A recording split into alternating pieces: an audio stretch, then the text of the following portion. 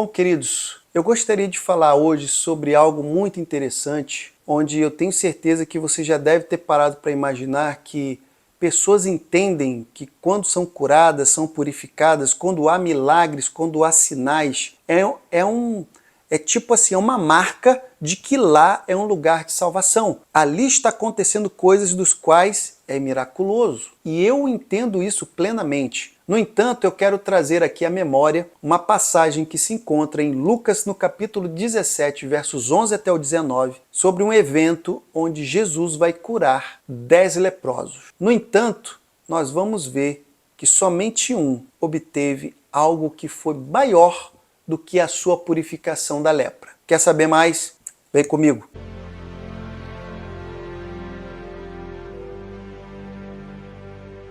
Bom, queridos, em primeiro momento, antes de começarmos a falar sobre esse assunto, eu gostaria de pedir, humildemente, que vocês pudessem se inscrever no canal, compartilhar nas suas redes sociais, para que nós possamos levar o Evangelho para todo aquele que precisa. Aquele que está carente do Evangelho, esse é o canal correto. Canal cristocêntrico, que fala de Cristo. Que Deus abençoe a sua vida. Sem mais delongas, eu gostaria de dizer que em toda a Bíblia, queridos, nós vemos Cristo fazendo milagres. E um dos motivos é que os milagres autenticam que Jesus é o Messias prometido.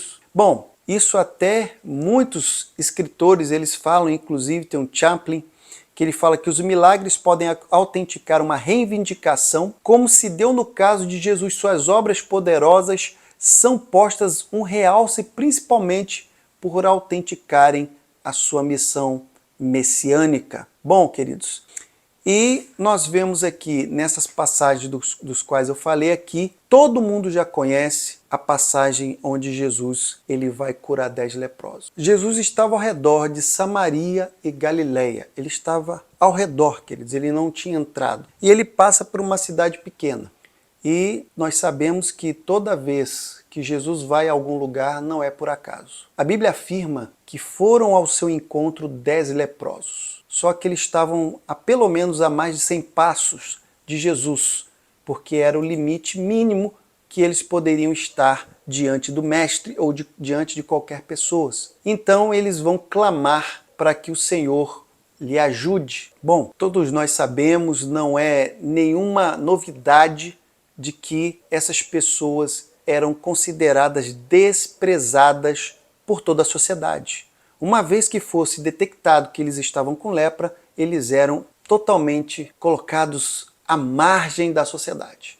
Eles não eram mais considerados uma pessoa que poderia estar no convívio da sua família, não poderiam mais estar no seu trabalho, não poderiam mais estar circulando livremente. Eram pessoas que estavam fadadas a uma morte lenta e dolorosa. Longe dos seus, longe de quem amava, longe de pessoas amadas, e deveria estar o mais longe possível. Geralmente em leprosários, geralmente em montanhas longínquas, e todos nós sabemos que eles, para estarem perto de alguém, eles tinham que dar o sinal de que eles eram impuros, que eles não estavam ali saudáveis e que eles eram portadores, sim, de uma doença muito grave e que as pessoas tinham medo. Então nós vemos aqui uma atitude muito forte, muito decisiva de 10 pessoas que foram até o mestre para poderem pedir que o Senhor os ajudasse de forma incisiva e definitiva. E ao chegarem lá, eles clamam de longe e evidentemente com todo o respeito. E o que eles recebem em troca do pedido de ajuda? Então o mestre vai dizer o seguinte: apresentem-se ao sacerdote. Queridos, eu vou chegar até o final, mas eu quero que você entenda por que muitas pessoas que procuram milagres, procuram curas e até as recebem, isso não vai ser sinal de que essa pessoa vai chegar até o final para ser salva. E muitas pessoas acham que ainda que Jesus libere, que dê, que conceda algo miraculoso, quer dizer que a pessoa... Não, se o Senhor me concedeu esta bênção, quer dizer que eu estarei com Ele. Nós entenderemos com essa passagem que não é por aí. Bom, queridos, veja que esses homens, a primeiro momento, não entendem, né? Porque eles foram lá e imaginavam que eles iam ter a sua bênção, eles iam ficar purificados. Mas, no entanto, qual é a orientação de Jesus? Se apresentem ao sacerdote. E eu nem preciso dizer que lá em Levítico diz claramente todo o rito de como a pessoa era identificada quando estava com lepra, como eles viam, em quantos dias eles ficavam ali vendo. Inclusive, quando o sacerdote ele constatava e dizia que aquela pessoa estava com lepra, era uma sentença, era praticamente uma sentença que o sacerdote dava. A pessoa, a partir dali, não podia voltar mais. Bom, considerando ali que Jesus ordenou que eles fossem até o sacerdote, então, exatamente pelo fato de somente o sacerdote poder constatar se eles estavam limpos ou impuros, se eles poderiam viver em sociedade ou não. Fato é que eles começaram a retornar e à medida que eles estavam indo a caminho de se apresentarem ao sacerdote, nós sabemos, de forma assim, não vou estender mais do que deve, mas eles foram vendo que a pele deles foram melhorando, eles foram ficando bom. E olha só que incrível, 9 dos judeus consideraram a sua purificação como algo natural.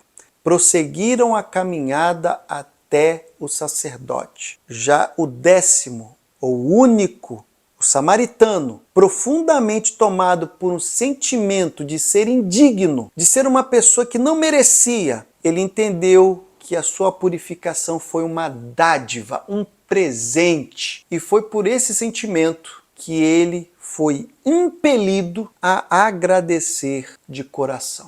Bom, queridos, a primeira coisa que eu quero dizer é que milagres não trazem salvação. A salvação só vem quando entregamos a nossa vida a Deus, ao Senhor, ao Eterno. A busca por milagres e moveres não muda o nosso caráter. Não nos faz sedentos de Deus, ao contrário, pode até mesmo, tal qual esses 9 leprosos, ele pode fazer com que a gente venha entender que foi algo natural, foi de repente uma coincidência, porque não aconteceu na hora, foi no caminho. E até pode imaginar, mas foi algo que deveria ser feito mesmo, eu fui a Deus, eu precisava de Deus, como se Deus tivesse a obrigação de fazer algo, como se realmente isso fosse algo que deveria acontecer. E nós vemos que esses 9 leprosos, eles não têm o menor sentimento de retornar ao caminho e falar com Jesus. Mas veja que esse samaritano, esse estrangeiro, ele não somente se sentiu indigno, mas ele também viu como dádiva, um presente, o que ele recebeu. E ele teve que ir até Jesus. Queridos, por que eu começo dizendo que o que ele recebeu, que foi uma purificação na constatação do sacerdote, qualquer pessoa que olhasse ali ia falar assim, é cura, mas para eles era considerado uma purificação. E eu fico abismado como até hoje as pessoas procuram por sinais, procuram por prodígios, mas o mais importante que Jesus sempre pede é o nosso interior transformado e é que a gente tenha o coração voltado para Ele, é que nós venhamos a nos transformarmos cada dia mais. E isso parece que é o segundo plano. O primeiro plano é se mostrar dentro de uma sociedade onde as pessoas são aceitas por dizerem sou cristão. Esse é o primeiro plano, você tem que ser aceito no meio que hoje é mais generalizado como gospel. E as pessoas estão tão preocupadas com isso que em segundo plano não há mudança de caráter, não há mudança de vida, não há mudança de rota. Essa pessoa não se arrepende, essa pessoa só tem remorso, ao ponto que eu vejo até depoimento dentro da internet que a pessoa sabe que é pecadora, está fazendo coisas pecaminosas, que todos sabem que na Bíblia não é uma coisa aprovável, mas a pessoa diz o seguinte, Deus vai me salvar no final das contas. Porque se ele se entregou na cruz por todos, eu estou incluído. Eu estou incluído. Se o Senhor Jesus morreu por todos, eu sou um desses, sem mudança de vida. E quando a pessoa fala, mas Jesus, ele chegou e disse para a mulher pecadora, vai e não peques mais. Parece que não tem sentido. Ah, mas Jesus conhece o nosso coração. Jesus conhece a nossa vida. Ele sabe que nós somos fracos, somos falhos. Bem, queridos, nós vimos aqui um versículo uma passagem de um coração agradecido e que nessa passagem onde ele vai agradecer, Jesus fala: a tua fé te salvou. Ele fala sobre salvação com aquele samaritano. A purificação já tinha acontecido. Mas agora vem a parte mais especial. A tua fé te salvou. Queridos, o milagre, queridos, ele não nos aproxima mais de Deus. Um coração grato, consciente de quem realmente é Jesus, esse sentimento com certeza é que nos aproxima do Mestre. O resto, querido, o resto é resto. Porque se a pessoa só pensa no milagre e até mesmo recebe o milagre, ela vai continuar com a sua alma doente. O seu corpo, ele pode até ter tido algo miraculoso, mas e por dentro a sua alma? A sua alma está denegrida pelo pecado, está se decaindo cada vez mais. Nós precisamos ter um entendimento, queridos, que estar numa igreja, estar em um grupo que adora o Senhor, não é simplesmente para você se declarar um cristão. É para você todo dia lutar para saber que Cristo é o comandante da sua vida. Ele é o seu Deus. Ele é o seu Senhor. E acima de cura, acima de milagres, o Senhor quer ver a sua alma salva. Ele quer que você venha se aproximar cada vez mais. Então, queridos, a pessoa pode receber o milagre de Cristo, mas isso não quer dizer que essa pessoa está salva. Quantas não foram as pessoas que Jesus curou, libertou? E quando eu falo libertação, é libertação, sim, de espíritos malignos.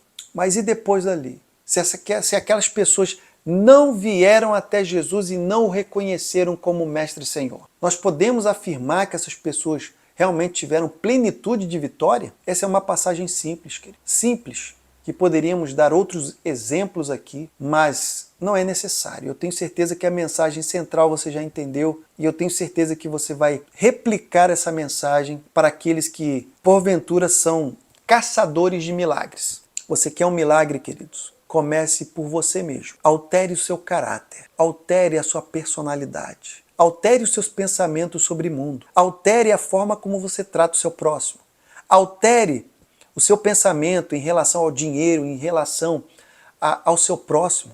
Se você é insensível com aquelas pessoas que passam necessidade, comece a repensar. Se você é egoísta com todos e até mesmo com a sua família, comece a repensar. Se você é uma pessoa obcecada por posições altas na sua empresa, por posições altas em tudo que é tipo de coisa, comece a repensar, querido. Eu não posso então pensar nessas coisas. Bom, você primeiro tem que entender o seguinte: qual é a sua prioridade? Qual é a sua prioridade? Qual é o seu primeiro plano? Seu primeiro plano é ganhar o mundo? Seu primeiro plano é conquistar o mundo? Seu primeiro plano é estar totalmente são, de repente, de algo que está lhe acometendo hoje? Mas independente do que está lhe acontecendo hoje, você pode dizer que você tem o coração totalmente grato e até mesmo voltado para Jesus? Você pode garantir isso? Se a sua resposta é duvidosa, já comece a trabalhar isso. Se a sua resposta é negativa, trabalhe ainda mais. Porque Jesus, ele tem todo o interesse de buscar você totalmente são, totalmente vitorioso em todas as áreas da sua vida, principalmente da sua salvação. Que o Senhor lhe abençoe.